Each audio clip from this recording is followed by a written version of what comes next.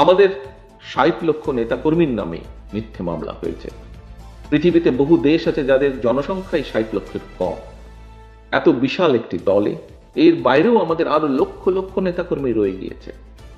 হতে পারে একটি পরিবারের যেরকম সকল সদস্য একরকম হয় না, হতে পারে আমাদের এই লক্ষ লক্ষ নেতাকর্মীর ভেতরেও কোনো কোনো নেতাকর্মী হয়তো বিভ্রান্ত হয়ে এমন কোনো কিছু কাজ করেছেন যেই কাজের নৈতিক কোনো সমর্থন আমাদের পক্ষে দেওয়া সম্ভব নয়।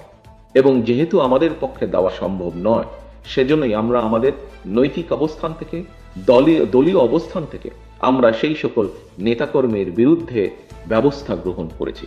একটি রাজনৈতিক দলের পক্ষ থেকে যে ব্যবস্থা গ্রহণ করা সম্ভব, সর্বোচ্চ যে ব্যবস্থা গ্রহণ করা সম্ভব একজন কর্মী বা একজন নেতার বিরুদ্ধে, আমরা সেই ব্যবস্থা গ্রহণ করেছি। কারণ আমাদের রাজনীতির অন্যতম একটি মূল স্লোগান বা মূল লক্ষ্য হচ্ছে জনগণের সম্মতিতে থাকা, অর্থাৎ জনগণের সমর্থন থাকে এমন অবস্থানে থাকা, জনগণের সমর্থন থাকে না এমন কোনো কাজ না করা, এমন কোনো অবস্থানে না থাকা। প্রিয় সহকর্মীবৃন্দ, আমরা আমাদের বহু নেতাকর্মী, বেশ অনেক নেতাকর্মীর বিরুদ্ধে ব্যবস্থা গ্রহণ করেছি যারা দলের এই অবস্থান থেকে সরে গিয়ে কোনো অনৈতিক কাজ করেছেন।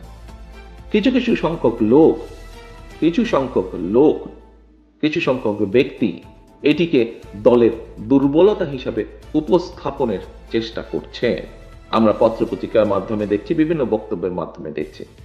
আজকে আমার নেতৃবৃন্দ, এখানে যারা সহকর্মীবৃন্দ, আপনারা যারা উপস্থিত আছেন, আপনাদেরকে এবং আপনাদের মাধ্যমে সমগ্র বাংলাদেশে ছড়িয়ে ছিটিয়ে থাকা আমাদের লক্ষ কোটি নেতাকর্মীর উদ্দেশ্যে আমি একটি কথা বলবো, যারা এই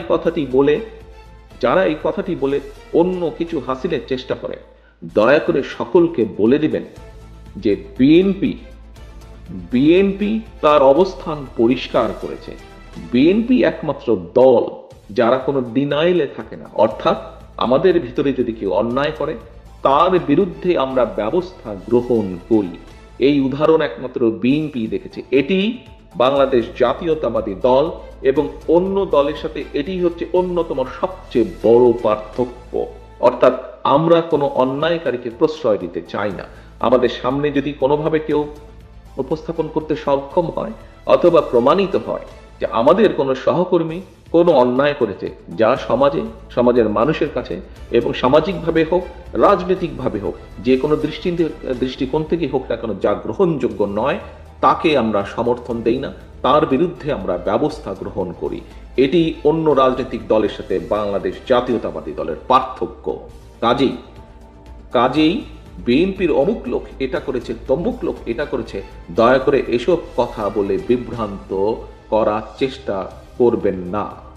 আমরা সকল সময় অন্যায়ের বিরুদ্ধে, আমাদের কাজে, আমাদের কথায় সবসময় আমরা চেষ্টা করেছি এটা প্রমাণ করতে।